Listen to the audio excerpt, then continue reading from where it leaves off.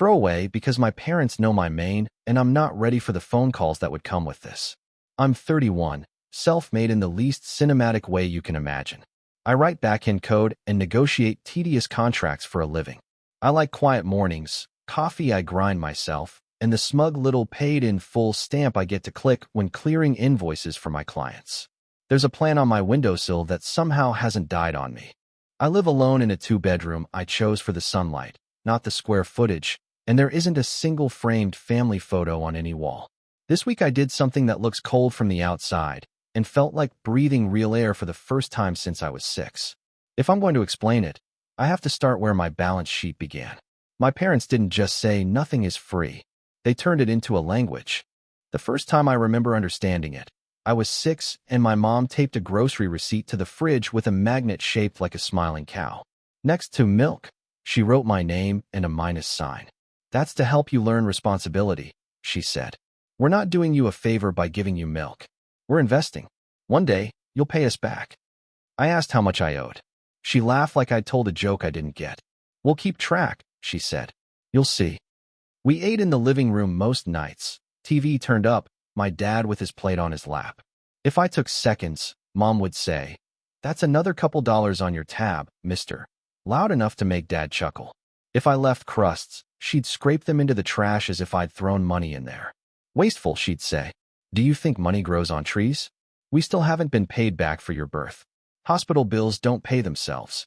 I didn't know what a copay was, but I learned it the way other kids learn their times tables, by repetition and fear. At parent-teacher conferences, my mother would tell my teachers, "We're instilling gratitude. He needs to understand resources." She'd lean in like she was sharing a secret. He owes us everything. We want him to grow into a man who doesn't forget who fed him. My third-grade teacher tried to pivot the conversation to my drawings of birds. My mother pulled a folded paper from her purse. It was a spreadsheet she'd printed at the library. Columns labeled food, utilities, transport, school supplies. Rows by month. There was a row just for me. Sun. Numbers filled it like a bad weather forecast. When I turned 10, my birthday present was a winter coat. It was nice, thick, with a hood lined in fake fur. I loved it until my dad stood behind me and squeezed my shoulders and said, "This is not a gift. Consider it a loan against future payback." He said it gently, like it was common sense. We're not raising a freeloader. We're raising a man. I wore the coat anyway.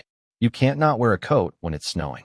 Every time I zipped it, I felt like I was closing a debt. We had a rent jar on the kitchen counter. Quarters rattled in it, then bills when I got older. Your contributions, my mom would say, every time I dropped money in. Put something toward your keep. I started mowing lawns at 12, then walking neighbor dogs. She'd count my cash on the table, lay out a percentage, and push it toward the jar. Room and board, she'd say. You eat here, you sleep here, you contribute. Don't think we haven't noticed you using hot water. That's not free. The first time I got paid $10 to shovel a driveway, I tried to tuck all of it into a shoebox in my closet instead of the jar. My dad found it, brought the shoebox out during dinner, and emptied it with a magician's flourish. This house isn't a bank, he said. You don't save while we spend. There were ledgers. Not figurative ones, real composition books with black and white marbled covers. My mother's neat handwriting filled them. Toothpaste, $2. 19 son. Bus pass, $12.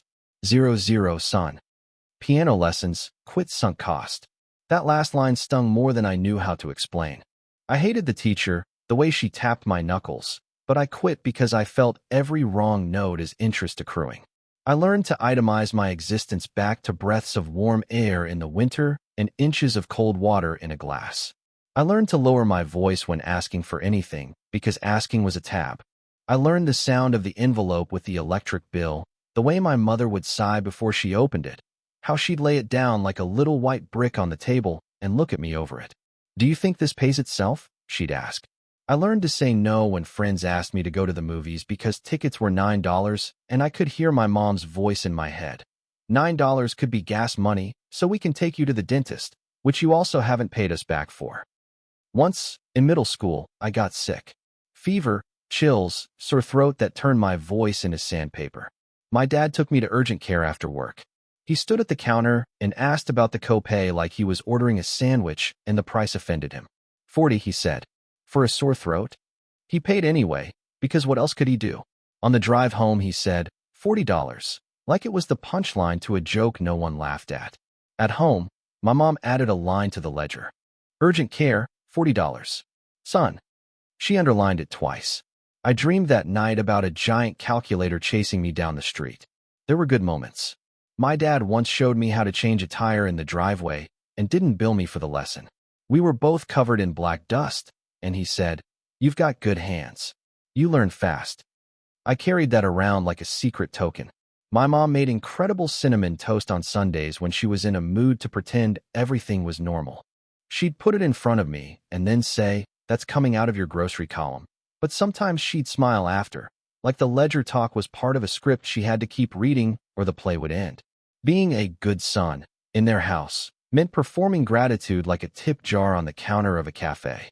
"Thank you for dinner," I said every night, even when dinner was overcooked chicken and a fight about the light I'd left on.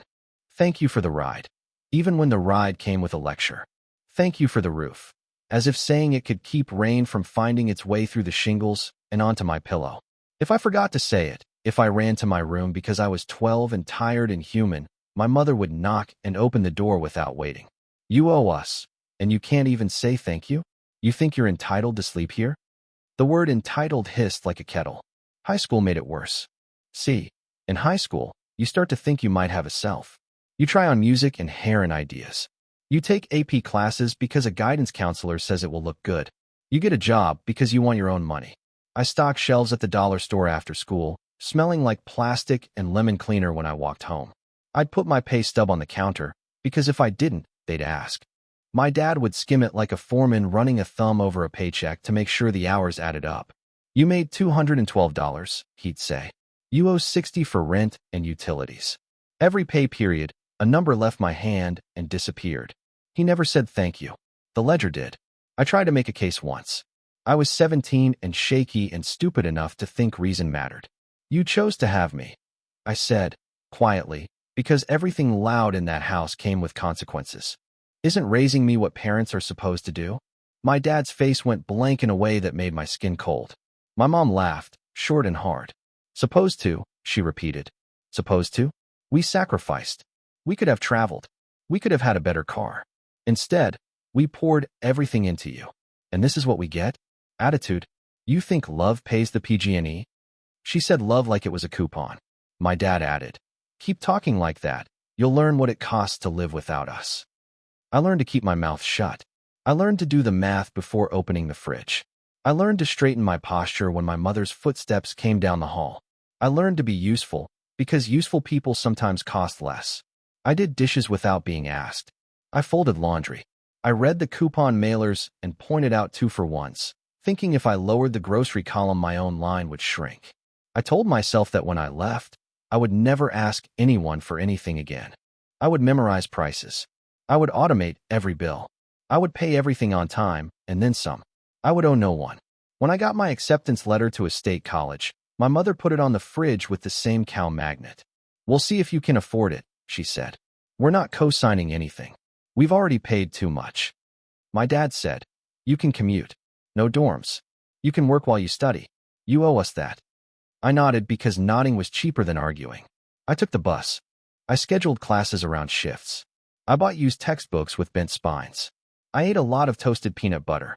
In the margins of my notebooks, I wrote little numbers: hours worked, dollars saved, miles to the next thing. People tell stories where abuse is a single slam of a door or a bruised arm. Mine was a math problem that never solved in my favor. It was being an invoice with legs and a pulse. It was the quiet humiliation of counting my breaths in the shower because my mom would time me and shout through the door, "You're washing money down the drain." It was the day I found my debt total written on a Post-it on the fridge, a number with too many commas for a kid who still couldn't legally drink. My mother saw me looking and said, "Motivation." I carried that number in my head the way other kids carried locker combinations. I can still see it in my sleep sometimes. Black ink, slanted hand, the tiny underline. The number grew every time I took a sandwich to school, every time I sharpened a pencil, every time I wore socks. They were thorough. They were committed. And in a way that makes me feel weird to admit, so was I. I became the person they trained me to be, a man who measures and pays. That's who I am now. I build systems that count and reconcile. I keep receipts. I can tell you the APR on my credit card and the next month my dentist is due. I can tell you how much food I eat down to the ounce. I can tell you what it cost them to raise me, give or take. I did the math. I kept doing it until the numbers stopped feeling like a threat and started feeling like a decision I could make. But that's later. This is the beginning. This is me, 6 years old in front of a fridge, eyes on a receipt with my name written next to milk, learning that love in our house had a price tag and a ledger, and that someday I would be forced to settle up. This is me, gradually understanding that if everything is an invoice, the only freedom is to pay exactly what's due, and nothing more. The post-it number wasn't a threat anymore. It was a weather report. I dressed around it like rain.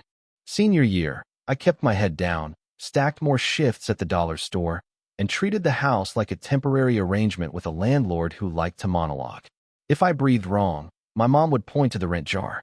If I got home at 10:15 instead of 10 o'clock, my dad would be sitting in the dark with the TV blue against his face. Time is money, he'd say, and tilt his head to the ledger as if that explained the worry I carried in my stomach like a pocket rock. College added new columns. FAFSA asked for my parents' information, and my mom said, "I'm not handing the government my business, so you can go play adult. You want help? Pay for the ink for the printer." My guidance counselor said words like dependency override and documentation. I learned to gather proof. Copies of the ledger pages where my name was underlined, text messages where my mother itemized the cost of gas to pick me up from the dentist, a voicemail where my dad said, "You're not a charity case." I printed them at the library with quarters and slid them into a cheap folder that made a sound like a raincoat every time I opened it. I lived on buses and schedules. I learned the drivers' names in the morning and the bus smell at night. I bought a thermos from a thrift store that had a faded logo for a roofing company. I kept peanut butter packets in my backpack like talismans. I made friends with the campus IT desk because they had power strips and didn't kick you out if you were quiet. On a slow shift, a guy named Jorge showed me how to swap RAM on a Wheezy desktop without shocking myself. "Ground yourself on the case," he said, and for some reason that sentence felt like advice for more than just hardware. At home, my mom found my folder. I tucked it under my mattress like a teenager hides magazines. She came into my room with it, shoulders squared. "What is this?" she asked. Then she flipped it open and actually read, lips moving the way they do when she balances her checkbook. "So now you're going to tell the government we're abusive?" Her voice wasn't loud. It was disappointed, which somehow sank deeper. "After everything we've paid?" "I didn't lie," I said. "After everything you've charged." She paused, the tiniest flicker of surprise, then laughed, sharp. "Cute," she said, and set the folder on my dresser. "Don't forget you sleep here." I didn't forget. I slept like a person on a lifeboat, one foot planted, ready to stand. The night I left wasn't cinematic. No slammed doors. No rain. I was 18 in 3 months, and I had exactly 2 black trash bags and a laundry basket of books. I'd paid my mom $60 from my last check for the water bill, and there was $19 left in my wallet. My dad watched me tie the bags as if I was repacking something he'd loaned me. "You'll be back," he said. "The world is expensive." I didn't argue. I lifted one bag, then the other, heard the stretch and whisper of plastic, and walked out to the street where my buddy Neil idled in his dented Honda. He'd offered me his couch. "It dips in the middle," he'd warned. "You'll roll into the crack." It was the best offer I'd ever had. My dad didn't follow me out. My mom didn't either. When the car pulled away, I looked in the side mirror and saw the porch light turn off behind me like a store closing. Neil's couch was as advertised, a slow slide into the valley where the springs forgot their job. We set rules. I bought the cheap toilet paper. I washed dishes. I kept my 2 bags at the foot of the couch and pulled a hoodie over my face when his roommate played video games too loud. I learned how thin a wall can be between misery and relief. I learned the exact angle to twist the shower knob to coax warm water from an ancient pipe. I learned you can cry without making noise, and I learned that one soft laugh in a kitchen at midnight with a friend makes you feel richer than any balance sheet. Money was pinched and cataloged. I opened a secured credit card with $300 I'd saved from working over winter break. The bank lady showed me the card like it was a baby photo. "Use it for gas and groceries. Pay in full," she said. I did. I tracked every gallon in a spreadsheet that included color coding and notes and a column titled Mom Would Say, where I wrote the worst thing I thought she'd think. It's funny what you inherit and then have to rewire by hand. The dollar store manager, a woman who wore her hair in a sculpted bun that could have cut glass, gave me more hours. She liked that I was early and that I faced the shelves so the labels made a little army of straight lines. You got a head for this, she said. You should be in inventory. I took that compliment like in four. She taught me how to count the safe and fill in the deposit slip without transposing numbers. She let me restock the electronics aisle, which was a graveyard of off-brand earbuds and phone cases. I started fixing things back there too, tiny repairs, recrimping a bent prong so a lamp stopped flickering, swapping a dead watch battery. Usefulness, the only currency that never bounced. My parents called. Of course they did. At first it was my mom. We need your portion for the internet you used last month. Then my dad. Car insurance for the months we carried you. Then a joint call. We're not asking for interest, which is generous. I listened, phone hot against my cheek, and said, I can send 20. I did for a while. It was muscle memory. Then I noticed the ledger had moved to my texts, screenshots of water bills with my name penciled in. The line items were creative. Air filter. You breathed. That one made Neil spit out his cereal. They charged you for oxygen? He asked. I watched the gray typing bubble pulse and disappear on my phone and felt something unclench at the ridiculousness. There were worse days. The day my bus broke down and I hoofed the last mile to class in shoes that rubbed my heels raw. The day a professor docked me for missing a quiz I couldn't make because my shift ran over. The day my dad showed up at the dollar store and lurked at the end of my aisle, pretending to read a bottle of fake Windex. You're making money, he said, low, when I walked past. You owe. I'm paying my own bills, I said, holding a cardboard tray of canned soup like a shield. He looked past me at the pegboard full of keychains. We'll see how long you can keep that up, he said, and I went back to stocking, hands steady because they had to be. Small victories stacked. Jorge from IT called me about a part-time campus job fixing printers. Pay is trash, he said, but you get a badge and the work-study people mostly ignore you. I took it. I learned model numbers like names in a family. I learned drivers and error codes. I started to like the click of a machine coming back to life because I'd reseated a cable just right.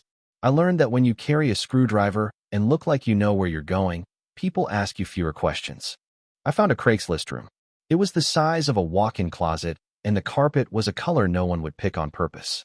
The woman renting it was a nurse who worked nights and left posts that said things like, please don't cook fish, and rinse sink after shaving. The rent was $300. I signed a month-to-month and handed over a deposit in cash that felt like it weighed more than it did. I moved my 2 bags and my laundry basket and a lamp I'd rescued from the dollar store returns bin and stood in the doorway of my own undesirable little square of earth and cried and then laughed because the two feelings were twins. I stopped sending my parents money. Not a dramatic announcement. I just didn't. When my mom texted, $35 for the oil change we did before you left, I typed back, can't, and put my phone on silent. When my dad left a voicemail that began, be a man, I listened twice to make sure I heard him right and then deleted it. The sky didn't fall. The rent didn't evaporate. No one came to repossess my air. I found a rhythm that felt like standing up inside my life. Classes, work, small room, PB&J, YouTube videos about networking basics, notebooks full of shorthand and diagrams. I started to understand systems, how things talk to each other, how one bad line can bring a whole operation to its knees, how redundancy isn't waste, it's survival. I recognized myself in that. I wish I could tell you there was a single moment I stopped feeling like I owed them. It was slower. It was me making tea at midnight and not flinching when I turned on the light. It was me buying a pack of socks and not calculating how many washes before they'd be paid off. It was me hearing a neighbor's baby cry through the thin wall and thinking, unbidden, you don't bill a child for being alive. When I got my first 1099 for freelance work, 40 hours cleaning up a dentist's busted Wi-Fi and making their ancient front desk PC stop freezing, I looked at the number and felt two things at once. Panic. Taxes are a bigger, scarier ledger, and possibility. I stacked them. I sorted them. Panic first, possibility after. Then I made the appointment at the free tax clinic on campus and brought every receipt in a Ziploc like a pilgrim. At that appointment, the volunteer, a man with smile lines and a tie that had seen better days, said, "You're meticulous." He said it with warmth. I held on to that word the way I once held on to useful. Meticulous. Not stingy. Not scared. Precise. Here's the thing about growing up as an invoice. You get very good at counting. Counting is how I survived. Counting is also how I got out. I didn't know then that someday I'd sit down and count one last time and call it done. I only knew that the ledger in my mother's notebook wasn't the only math that existed. There was also the math of hours slept and steps taken and kindness received. There was the math of a life you build in spite of the bill someone hands you. The second year of college, I shook hands with a dentist who said, "Our IT guy says you're the kid who saved us." He paid me in a check with my name spelled right. I took it home to my closet room, held it up to the light like it might show me a hidden watermark that read, "Yours." I didn't call my parents to tell them. I put the check in my wallet, walked to the credit union, and deposited it. Then I sat on the curb outside and felt the quiet kind of joy that doesn't demand witnesses. It wasn't triumph. Not yet. It was a calm decision that I could keep going, that I could keep counting for myself, that the next line in my ledger would be written in my hand. By my mid-20s, I'd built a life that looked almost boring from the outside. Stable job, secondhand furniture that didn't collapse if you leaned wrong, a laptop that booted faster than I could pour coffee. Boring was exactly what I wanted.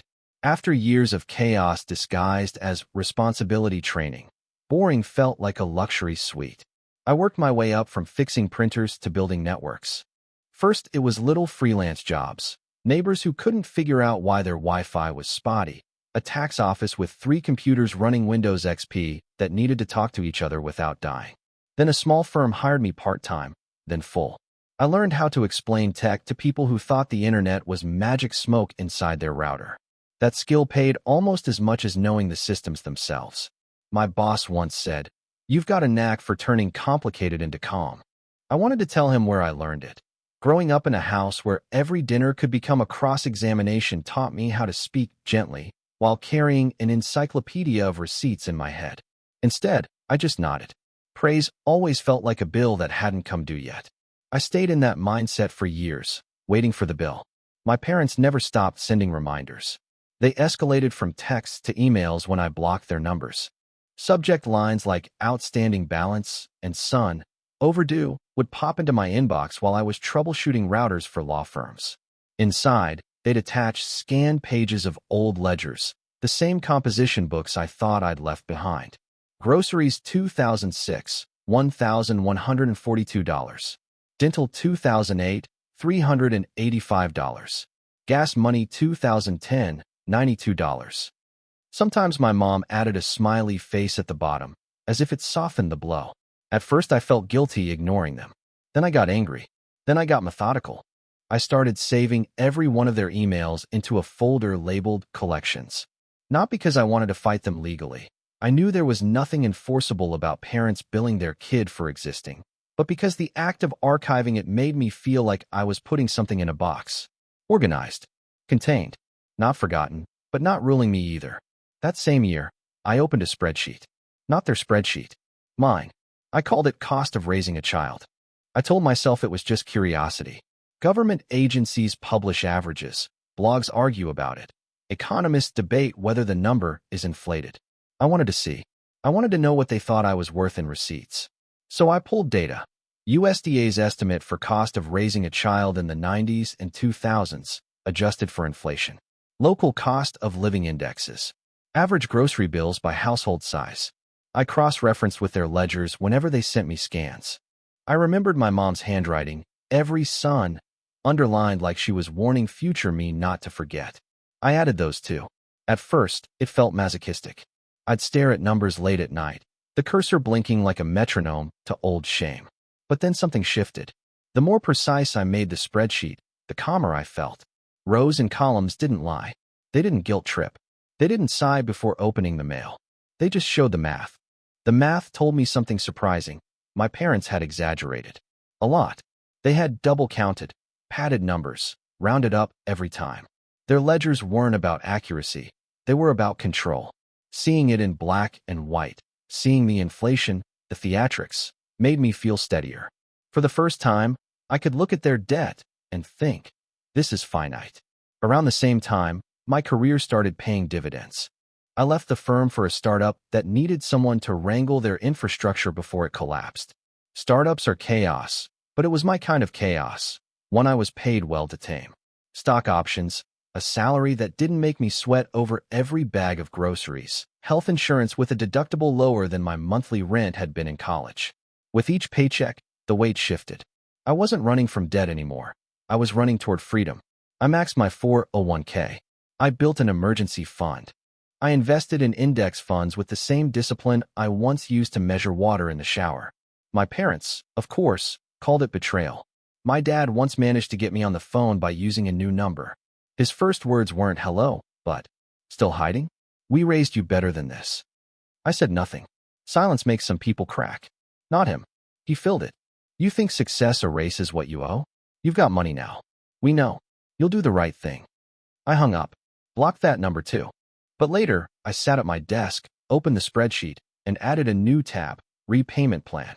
I didn't know why yet. Maybe it was habit. Maybe it was curiosity.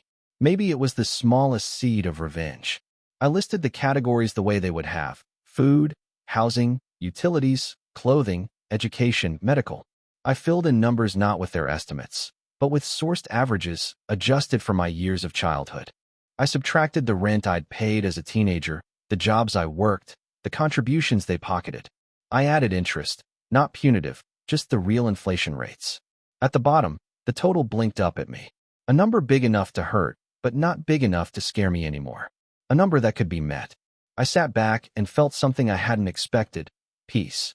For years, they'd dangled the idea of an unpayable debt, something infinite, a chain I'd drag forever. But here it was, finite, knowable, conquerable. The next morning, I went for a run, the city still quiet, air damp with dawn. For once, I wasn't replaying old conversations in my head.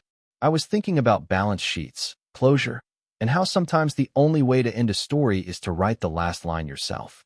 That was the beginning of the plan, not out of panic, but out of choice.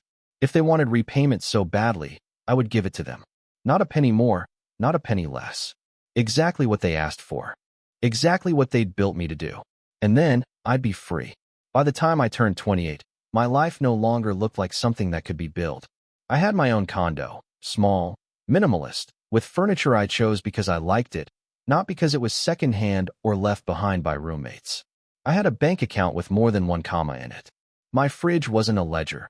It was a machine that kept food cold, and the only notes on it were recipes I wanted to try. The irony wasn't lost on me. The very skills my parents hammered into me, budgeting, record-keeping, relentless self-sufficiency, were the same ones that made me untouchable now. They taught me to count every dime, and I counted myself right out of their reach. But I wasn't done with the math. Their emails kept coming. Every few months, a new one. My mom's subject lines ranged from guilt to sarcasm.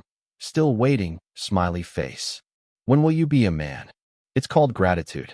Sometimes my dad attached PDFs of scanned receipts from decades ago. There it was. Milk, 1996. Bus fare, 2004. He had even highlighted them, like evidence in a trial. One night, after a 12-hour day untangling a startup's nightmare server migration, I opened one of those emails, stared at the highlighted $27.50 school supplies, 2002, and I laughed. Really laughed. I hadn't laughed at them in years. Usually I felt anger or nothing. But that night, it struck me as pathetic. Here were two people still holding on to receipts for crayons from 20 years ago, while I was sitting in an apartment bought with my own money, coding solutions for companies that trusted me. That's when the revenge plan sharpened into focus. I opened the spreadsheet I'd been curating for years. Tabs upon tabs. Food averages 1992 to 2010.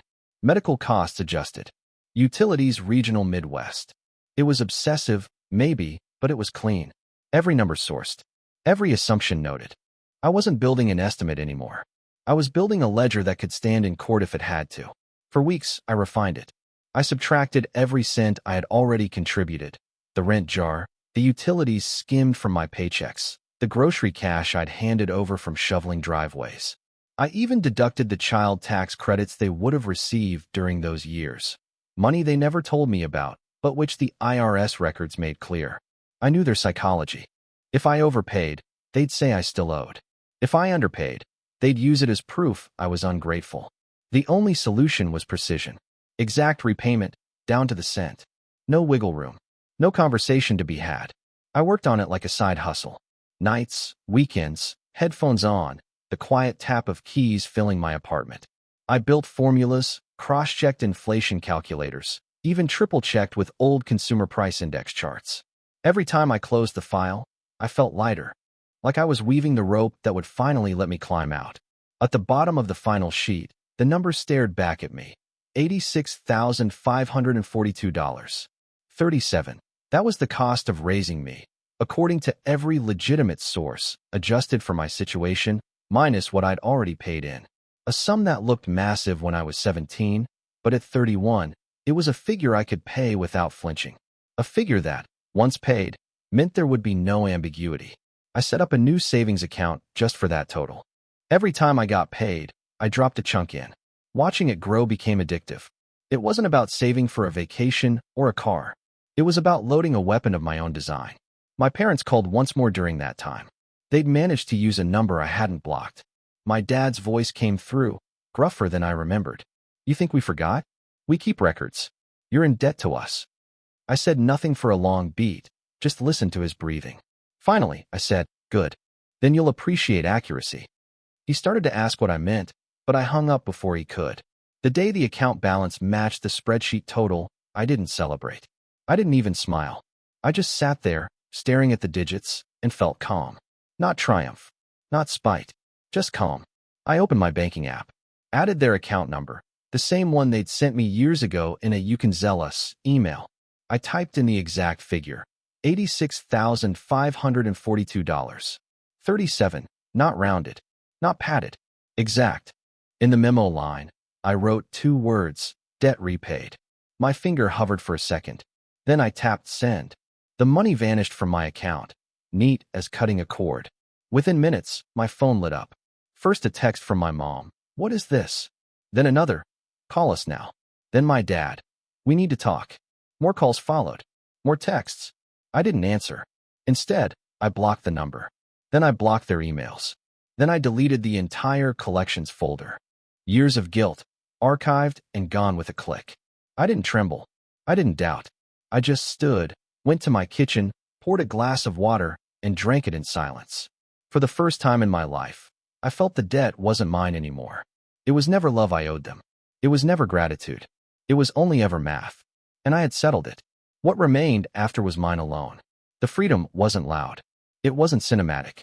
It was quiet, like walking out of a room and realizing the door won't be locked behind you again. The aftermath was quiet at first. Too quiet. I expected fireworks, at least on their end. My parents thrived on escalation, on turning every minor slight into a courtroom drama. So after I transferred the money and blocked them, I braced for impact. Nothing came that night. No knocks on my door. No emails sneaking through filters. Just silence. I went to bed and woke up the next morning in the kind of stillness that feels suspicious, like the air before a storm. I made coffee. I watered my plant. I checked my bank account. Lighter by exactly $86,542. 37. The number didn't scare me. I had plenty left. That was the point. I had built my life to withstand the payment. But seeing it gone, replaced by a clean line item, transferred, was surreal. Around lunch, the calls started again. Not to me directly. They couldn't. I'd blocked them everywhere. But my cousin texted, "Hey, your mom just called me. She says you sent them money? WTF is going on?" I didn't reply. Then another message, from an old neighbor I hadn't spoken to in years. "Your parents are saying you finally did the right thing. They're acting like you won the lottery." That made me laugh. Not bitter laughter this time, but genuine. I pictured them sitting at their kitchen table with their composition books spread out, calculators in hand, treating my transfer like a courtroom victory. Maybe they were already rewriting the narrative, that I'd finally admitted they were right all along. But they didn't realize what had actually happened. By accepting that payment, they had closed their own case. They'd cashed the check, so to speak. The ledger was settled, not in their favor, not in mine, but in truth. And the second I pressed send, I knew I'd never send another cent. That was my revenge. Not a confrontation. Not a screaming match. Not even a dramatic, I disown you speech. Just a line item, memo. Debt repaid. A week passed before the next ripple reached me. This time it was through my aunt. She left a voicemail, her voice dripping with disapproval. They're saying you blocked them after paying. Is that true? Do you know how cruel that looks? After everything they sacrificed for you? I deleted the message without listening to the rest. Cruel. That word had been used against me so many times growing up. Cruel for not saying thank you enough. Cruel for wanting space. Cruel for asking questions. But paying them exactly what they claimed they were owed, and then leaving? That wasn't cruel. That was closure. Still, the guilt tried to creep back. Old muscle memory. Lying awake at night, I'd hear echoes. You owe us. Be grateful. Don't forget who fed you. But then I'd remind myself. I paid. I paid every cent. And love, real love, doesn't keep receipts. The guilt faded. Slowly at first, like a bruised lightning day by day. Work kept me grounded. My team was deep in another infrastructure overhaul, which meant long hours and endless meetings where people tossed around buzzwords like scalability and redundancy. I found comfort in the technical precision. Systems either balanced or they didn't. There was no emotional manipulation in a line of code. Outside of work, I started noticing small freedoms. Things so simple they felt radical. I bought a new pair of shoes and didn't feel like I had to justify the expense. I left a light on in the kitchen overnight by accident and didn't flinch when I noticed it in the morning. I stood under a hot shower for as long as I wanted, steam fogging the mirror, and no one banged on the door shouting about money down the drain. Those moments hit harder than the transfer itself. They reminded me that my life was finally fully mine. One evening, I sat on my balcony with a beer, watching the city lights blink awake, and I thought about the last ledger I'd seen in my mother's handwriting. The neat columns, the underlined sun, the endless tally of my existence. I imagined her opening her bank app now, seeing the deposit, maybe even circling it in her book with triumphant ink. And I imagined closing that book for her, slamming it shut. Forever. I didn't hate them. Not anymore. Hate is another form of debt.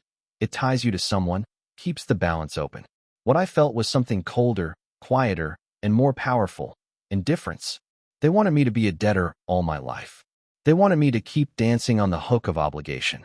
Instead, I gave them exactly what they demanded, nothing more. Then I walked away. I didn't explain myself. I didn't argue.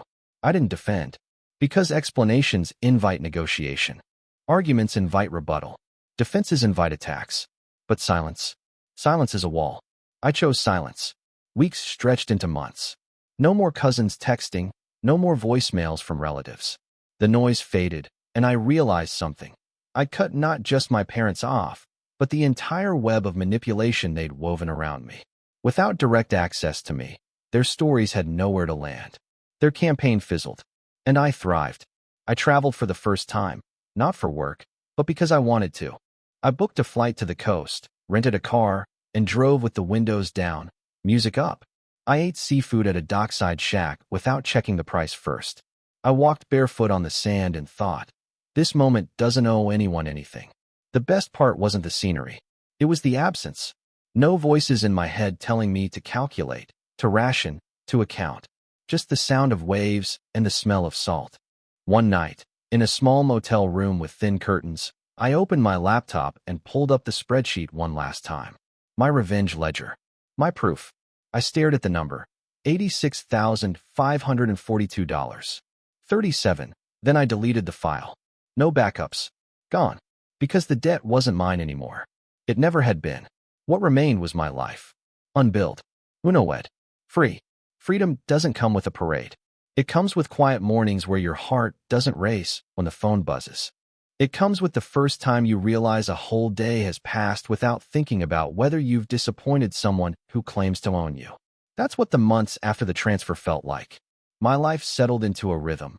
Work, friends, weekends that weren't spent calculating or apologizing. For the first time, my thoughts felt like they belonged to me. Still, old habits die hard. Sometimes, while cooking dinner, I'd catch myself calculating the per ounce cost of olive oil.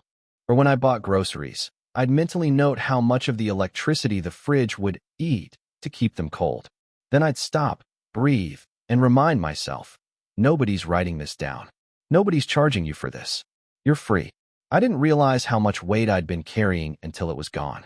One Saturday, I was cleaning my condo, just vacuuming, music in the background, when I found an old shoebox tucked in the back of my closet. Inside were scraps I'd saved out of sheer survival instinct. Pay stubs from my dollar store job, notes I'd scribbled about bus schedules, even a torn page from one of my mom's ledgers that I must have pocketed as a teenager. The page had my name written in her neat script, underlined twice, next to the words, Utilities, $14. 22. I held it for a long time. The ink hadn't faded. It was like a fossil, proof of how they'd reduced me to an expense line.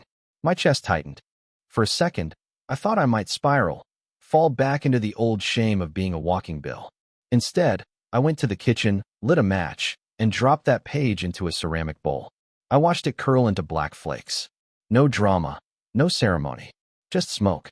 When it was gone, I opened the windows to let the air clear. The condo smelled faintly of burnt paper and freedom. That night, I slept better than I had in years. But freedom is tricky. It doesn't just erase the past. It forces you to look at it differently. I started noticing patterns in myself. I struggled to accept help from friends. If someone offered to buy me lunch, my first instinct was panic. What do I owe them now?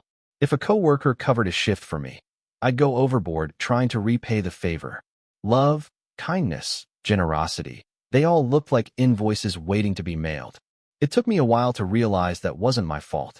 That was training, conditioning, and conditioning can be unlearned. So I started small. When my friend Neil, the same Neil whose couch I'd crashed on at 18, offered to pick up the tab at a diner, I forced myself to just say, thanks. Not, I'll get you next time. Not, I'll Venmo you. Just thanks. My chest felt tight, but then nothing happened. He didn't slide me a ledger. He just smiled and kept eating pancakes. Moments like that chipped away at the old wiring. They taught me what my parents never did, that real love and friendship aren't transactions. They're choices, given freely. Meanwhile, my parents must have realized I was serious. After the initial explosion of calls and texts, they went silent. Completely. No more emails. No more messages through relatives. Nothing. Part of me expected them to pivot, to claim the payment wasn't enough, or that I still owed interest. But they didn't. And I think I know why. Deep down, they didn't actually want closure. They wanted a leash. They wanted an open tab they could wave in my face whenever they needed leverage. By paying it off, I'd given them the one thing they couldn't fight, finality. I imagined them sometimes, sitting at their kitchen table, staring at the bank statement. Maybe they gloated at first. Maybe they told themselves they'd won. But as the weeks went on, as I stayed silent, I bet they realized what had really happened. They hadn't won. They'd been cut out of the game. I'd given them everything they demanded and nothing they wanted. That realization became my quiet triumph. One evening, while walking home from work, I stopped at a bookstore. I hadn't been in one for years. I used to avoid them because new books felt like luxuries I couldn't justify. But now, I wandered the aisles slowly, running my fingers along the spines. I picked up a hardcover novel, smelled the fresh ink and paper, and bought it without hesitation. At home, I curled up with that book and read late into the night, the lamp glowing warm beside me. No ledger, no guilt, just me and the story. It hit me then. This was what living felt like. Not surviving, not repaying, not calculating. Living. And once I tasted that, I refused to go back. Still, I knew the story wasn't over until I put words to it. Not for them. They'd never understand, but for me. To reclaim the narrative. To lay it out, start to finish, in my own voice. That's why I started writing it down. Piece by piece, memory by memory. Not as a victim, not as a debtor, but as someone who'd walked through fire and come out the other side with scars that no longer burned. Because sometimes, the best revenge isn't just paying back what they demanded. It's living the rest of your life without owing anyone an explanation. It's been 3 years since I pressed send on that transfer, and sometimes I still catch myself replaying the click in my head. Not with anxiety, more like the memory of a door shutting behind me. A sound you don't forget because it marks the boundary between two lives. The one where you were trapped and the one where you're free. I'm 31 now. I own my time. I own my space. I own my silence. People ask me sometimes why I don't visit family, why I don't go home for the holidays. I've gotten good at smiling and deflecting. Oh, we're not that close. Or, I keep things simple. The truth is sharper. Home was a place where love was a bill I could never afford. Why would I ever go back? I don't hate my parents. That surprises people when I say it. But hate would mean giving them space in my chest, carrying them into every room. I don't. They're just irrelevant. Like old receipts fading in a drawer. Sometimes, though, I think about that kid version of me. The one who stared at a Post-it on the fridge with too many zeros. The one who lay awake worrying about how much air he was breathing. I want to go back and tell him, you'll pay it. You'll pay every cent they say you owe. And when you do, you'll realize it was never yours to carry. Because that's the twist, isn't it? The debt was fake. Love isn't a loan. Parenting isn't a contract. They turned it into one, but the moment I treated it like math instead of morality, I beat them at their own game. The revenge wasn't the money. It wasn't even the blocking. The revenge was precision. It was giving them exactly what they demanded, in the language they worshipped, and then walking away. They can't twist it, can't inflate it, can't move the goalposts anymore. The account is closed. And me? I'm free to live unbilled. Freedom, I've learned, is quiet. It's grocery shopping without hearing a voice tallying costs in your head. It's standing under hot water in the shower until the mirror fogs and realizing no one is timing you. It's buying a new pair of socks and not feeling like you just added another line to a ledger. It's sitting on my balcony with the sun in my eyes, realizing the silence in my phone isn't loneliness. It's peace. I've started building new habits. Letting people help me without panic. Saying, thank you, without adding, I'll get you back. Accepting that generosity isn't an invoice waiting to be stamped. It still feels foreign sometimes, but it's a good kind of foreign, like learning a language you wish you'd grown up speaking. I've also started mentoring younger guys at work. Interns who remind me of me. Quiet, meticulous, carrying weight they don't talk about. I teach them how to explain tech without making people feel dumb, how to document everything, how to keep boundaries. And sometimes, when it feels right, I tell them a piece of my story. Not all of it, just enough for them to know they're not crazy if their family makes love feel like debt. One of them asked me recently, do you ever think about reconnecting? You know, now that you've proven yourself? I smiled. Because that's the thing, I don't need to prove myself anymore. Not to them, not to anyone. I settled the bill, I told him. That chapter's closed. He didn't get it fully, but he nodded. Maybe someday he will. Do I ever miss having parents? Sometimes. When I see friends laughing with their moms over brunch, or dads giving toasts at weddings, there's a pinch. Not because I miss my parents, but because I wish I'd known what that version of family felt like. But then I remind myself, I can build it. Not with them, but with the people I choose. Friends who don't keep score. A community that doesn't run on ledgers. Maybe one day, kids of my own who will grow up never knowing what it feels like to be billed for breathing. And if I do have kids, I'll tell them this. You don't owe me for your meals. You don't owe me for your clothes. You don't owe me for the roof. My job is to love you, not invoice you. Your only job is to live. That's the real inheritance I'll leave. So here I am, writing this out not because I need sympathy, and not because I'm still angry. I'm not. I'm calm. I'm steady. I'm free. I share it because maybe someone else out there grew up counting every bite of food, every breath of hot shower steam, every dollar like it was borrowed. Maybe someone else still feels like they're in debt just for existing. If that's you, hear me. The debt isn't real. They lied to you. You don't owe them your life. And if you're lucky enough, one day you'll get to do what I did. You'll draw the line. You'll pay back every cent they claimed you owed, on your terms, not theirs. And then you'll walk away. And when you do, the silence that follows. That silence is freedom.